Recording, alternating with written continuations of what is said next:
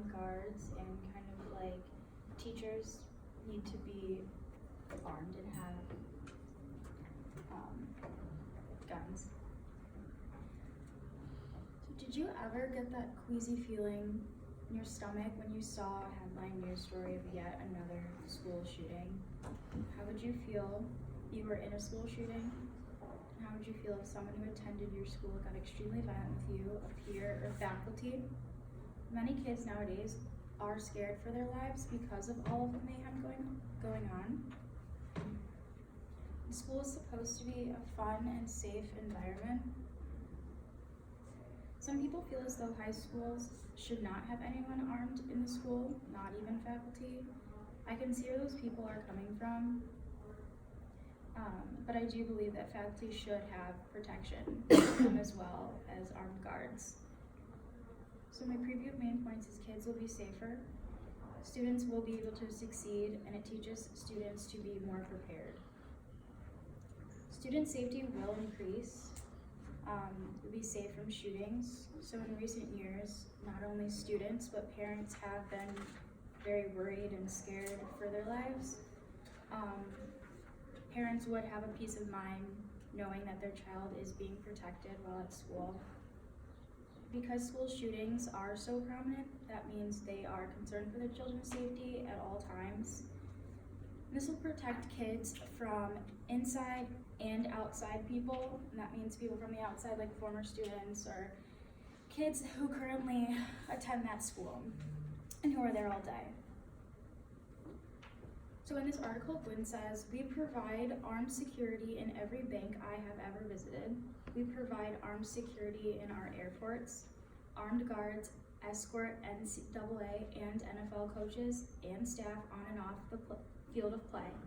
You will find armed security in many retail stores, malls, shops, stores. Normally these places are not the subject of mass killings. We provide armed security to the president and his immediate family, and we provide armed security to the former president. This means that there's protection for the important things and important people. And what makes students' safety not important? They deserve to be able to feel safe and secure in an environment that they are in for 7+ hours of the day. So there's safety with violence. Why wouldn't someone want their school protected? Why wouldn't they want to be able to go to school and know that they are protected and be able to feel a sense of security? Especially when there are shootings in the media a lot. Knowing that when you enter the building that you are safe from any harm is a reassuring feeling. And even when students are walking down the hall or going to the bathroom or walking by themselves, they know that they are protected from any harm. My second reason as to why I think there should be armed staff and guards is because students can succeed. Attendance. When students are in constant fear of a student attacking them violently, or worse, a school shooting, they might not want to go to school. And not wanting to go to school is a normal feeling for most students. I'm sure you guys have felt that way. But when you're worried about those things, it can take a toll on you as a student. I'm sure some of you have missed a good amount of school, and you know how hectic it is and stressful it is to catch back up. It is harder for that particular student who is constantly missing to succeed in the classroom, as well as the class as a whole. So there may be a group project or group activities that your teacher assigned, and that affects not only the particular student, but everyone in the class. Better performance in school.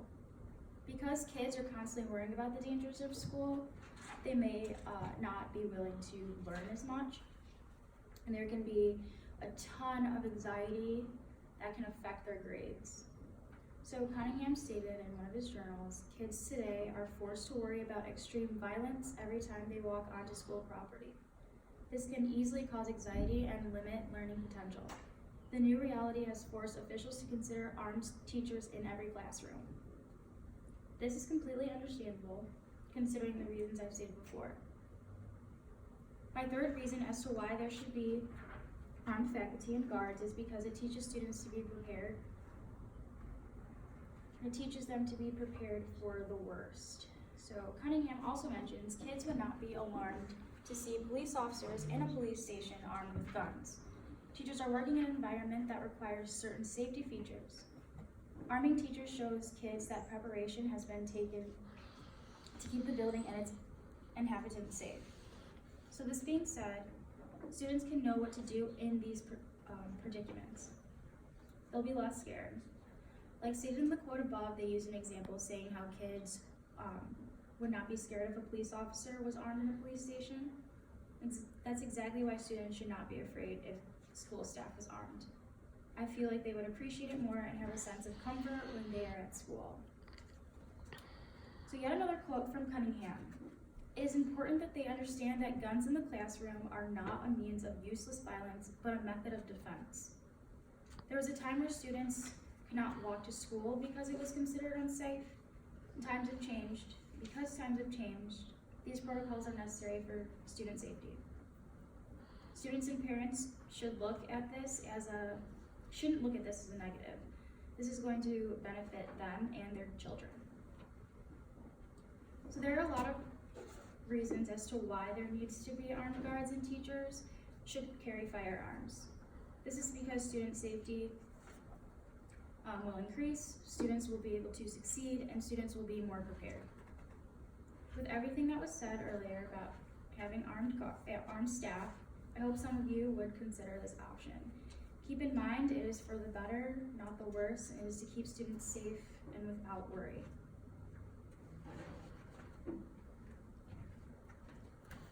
Alright, so I did the cons of having armed guards in schools. Yes, this is going to sound awful coming from this side, but have you ever heard of armed guards or school officers helping in any way during school shootings? How would you feel if you attended a school that had armed guards but they barely did anything to help? There's a large amount of people that have the same feelings about high schools or schools in general having armed faculty or officers. I can see that people think that faculty should have some form of protection on them in addition to armed guards, but I don't believe so. The main points that I'll be covering are how police aren't effective in being in schools, the cost of placing armed guards in schools, and the prison-like atmosphere with armed guards involvement. So the first point is how police aren't being effective in schools. So police aren't that common. Well, they weren't common being in the schools.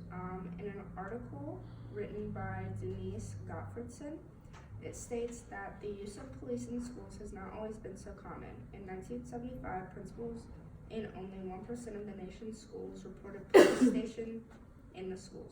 Non-city schools and elementary schools almost never had any police station in them. Only between 10 and 20% of high schools had police officers assigned to schools. So this shows how police didn't really have an appearance in schools, and how even if there were only a small percentage. Another quote is that from the same article is by 1997, principals in 22% of all schools reported having a police officer stationed there at least 1 hour per week or as available. The school survey on crime and safety data used in this report shows that by 2003 and 4 school year, principals in 36% of schools reported police stationed in the schools, and by 2007 and 8, the percentage had risen to 40%. This shows how ineffective they were, since they would only be in the school for maybe an hour a week or when they're needed.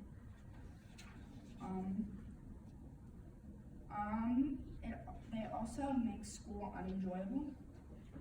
In an article written by Chung Na states, legal reforms have mandated that certain offenses, such as drug and weapon possession, be referred to the police when they occur on school property. Other reforms have increased surveillance by using a variety of security technologies, including metal detectors and security cameras, and have broadened the conditions under which student searches are conducted.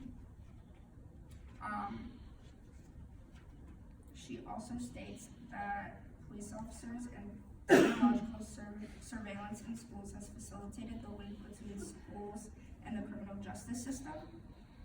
Similarly, it suggests that the constant presence of armed guards and high technology security measures in today's urban society or schools creates a prison-like environment and has the effect of habituating lower income and minority youths to the treatment many are bound to eventually experience in prison. So with police not being effective in schools leads to the cost of placing armed guards there. Well, the pay that is going to be funded, the funding for placing armed guards into schools is coming from the federal government, of course.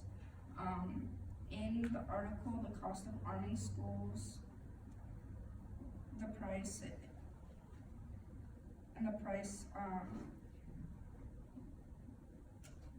to stopping a bad guy with a gun states, Mo Candy, the executive director of NASRO, put the full annual cost of school-based police officers at between $50,000 to $80,000 a year just in salary costs.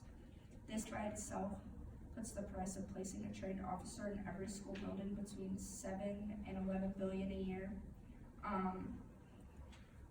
It's estimated that putting an armed officer in each public and private school is between $9.9 and $12.8 billion.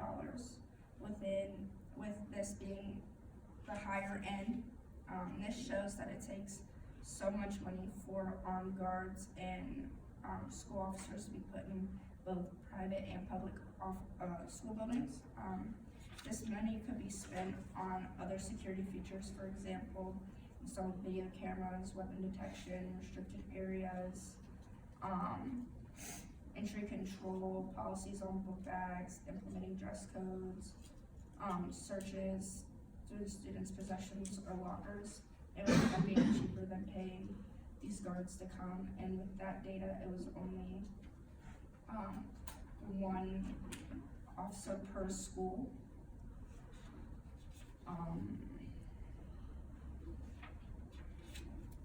The number of guards placed per school in the article, the cost of arming schools, the price of stopping a bad guy with a gun, states there's a significant problem with the simplistic one guard per school proposal. It does not take into account the different number of students who are in each building. I said the one guard per school proposal wouldn't be beneficial at any cost. Depending on the size of the school, number of people that are inside of the building, and number of buildings per school, you would definitely need more than one guard to make sure that everyone is safe. There's also a quote, and it talks about the Sandy Hook, how it was a small semi-royal elementary school and the threat of an armed invasion. This is an atypical school security event. Armed school resource officers are more commonly found in larger middle and secondary schools because they focus on student misbehaviors that are associated with age than on armed invasions. Yet armed invasions do happen in secondary schools.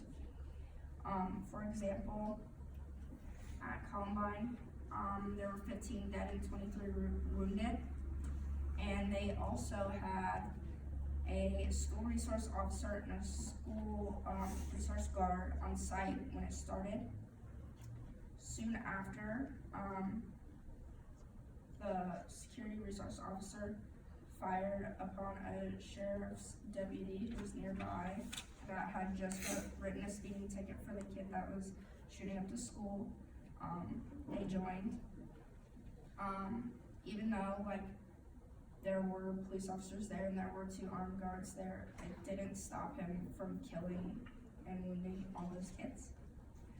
Going from the cost of placing guards connects with a prison-like atmosphere with armed guards involvement. An article from The Only Thing That Stops a Guy with a Bad Policy is a Guy with a Good Policy. It's an examination of the NRA's National School Shield proposal. It states that perhaps buses that provide transportation also will be required to have surveillance system and systems and armed guards or drivers. Additionally, schoolyards and playgrounds where violence has been known to take place are open territories with little protection or surveillance. So prohibiting outdoor activities or providing guards in watchtowers would turn schools into prison-like environments instead of an environment where they can learn. So it's talking about how normally shootings are in open areas and how technically it's not safe for kids who just play out on the playground. There's another quote in the article using an invitational theory of practice to create safe and successful schools. It states a prison-like atmosphere of surveillance cameras, security guards, body searches, and a variety of punishments can create a pervasive atmosphere of apprehension and coercion among faculty, staff, students, and parents. Instead of providing quality counseling for misbehavior such as threats, profanity, and fistfights, some schools criminalize these actions. Giving the criminal justice system authority in such cases seems a poor choice and further adds to a prison-like atmosphere in the school. So taking all these further actions serves as a prison-like atmosphere where these students go every day. The students also feel as if they aren't important. So an article states that research evidence indicates that many students do not feel valued or significant at school. The American Teacher 2000 survey revealed that 28% of students did not feel a part of things at school and 39% of students did not think their input counted. This quote explains as if a school is too prison-like, then kids won't be successful. And then another quote from Schools, Prisons, and Social Implications of Punishment, Rethinking Disciplinary Practices states students who get into trouble frequently are typically not passive victims. Many of them understand that there are consequences for violating school rules, and they will serve them, particularly as they grow older. However, as they internalize the labels that they have been affixed to them, and they begin to realize that the trajectory their education has been placed is leading to nowhere, and simply lose interest in schools, so they aren't going to work as hard for anything in school. The information stated above gives examples for how armed guards aren't needed in schools. And in conclusion, every person is entitled to their own opinion, and these opinions can be changed based off of experiences and political parties.